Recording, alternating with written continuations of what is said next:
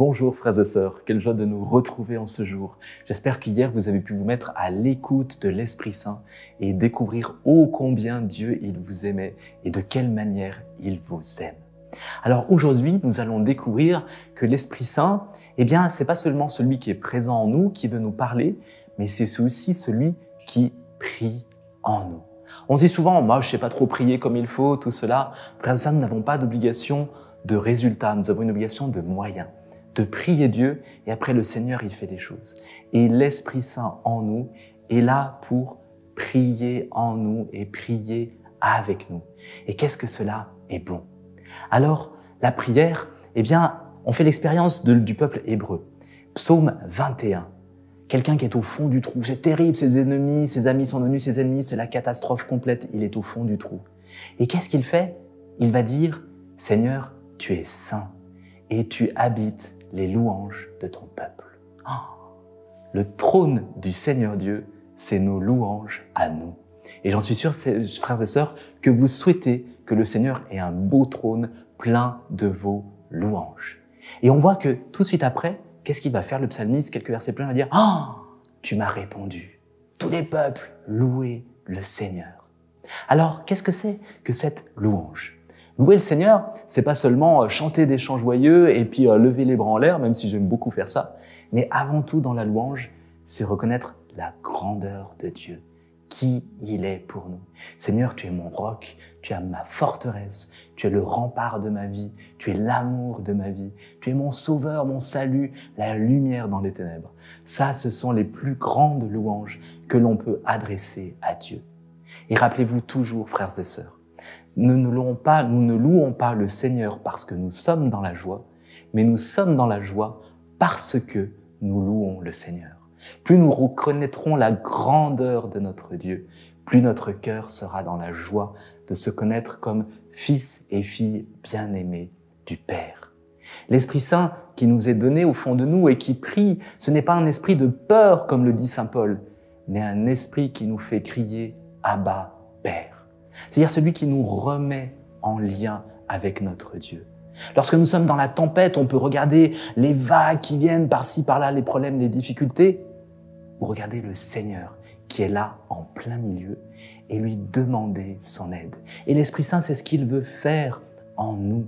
Il ne veut pas nous faire demeurer dans la peur, mais il veut que nous crions « Abba, Père », que nous demeurions en sa présence. Et la louange est la plus belle des manières pour faire cela. Alors je vais vous raconter une petite histoire. Dans le deuxième livre des Chroniques au chapitre 20, le roi Josaphat. Vous savez, le royaume d'Israël a toujours été en proie à plein de guerres, encore aujourd'hui. Mais surtout à l'époque, parce qu'avec la grande bordure maritime, il y avait un véritable enjeu économique pour les bateaux. Et le roi Josaphat, il était entouré de royaumes ennemis qui se sont ligués contre lui pour aller l'attaquer. Mais il avait des espions qui sont venus lui dire « Hé Josaphat, ça va attaquer là à droite, vas-y, fais quelque chose, fais quelque chose. » Josaphat, paniqué, déchire ses vêtements et il prie Dieu. Et là, il y a un prophète qui vient le voir et qui lui dit « Josaphat, lève-toi. Dieu m'a dit de te dire, allez attaquer. » Josaphat le regarde et dit « Tu déconnes, attends, on n'est qu'une poignée, ils sont beaucoup plus nombreux que nous. Vas-y, aie confiance. » Josaphat va voir le peuple, il a confiance en Dieu, en la parole de Dieu, au Saint-Esprit qui parlait à travers ce prophète. Et Josaphat dit au peuple, les gars, on va aller attaquer.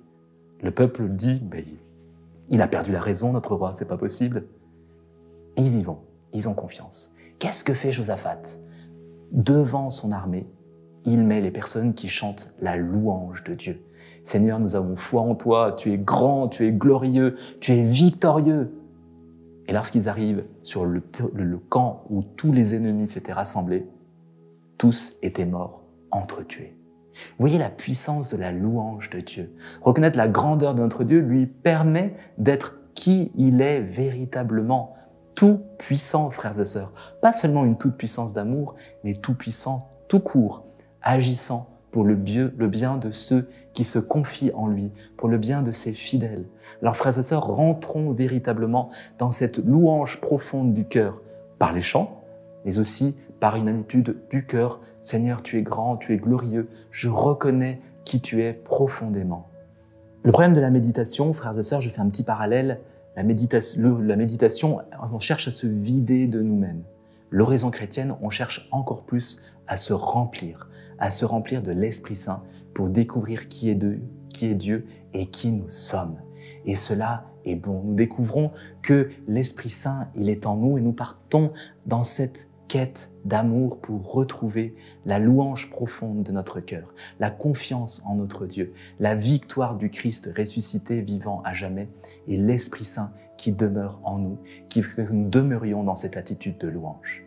Alors comme petit exercice dans la journée, frères et sœurs, peut-être un moment où vous sentirez moins bien ou pas forcément dans la joie, prenez un temps pour louer le Seigneur. Prenez un chant de louange si vous aimez cela, mais sinon prenez quelques minutes pour dire « Tiens, Dieu, tu es qui pour moi ? Tu es mon Père, mon Créateur, mon rempart. » Continuez pendant 1 minute et vous verrez les fruits dans votre cœur.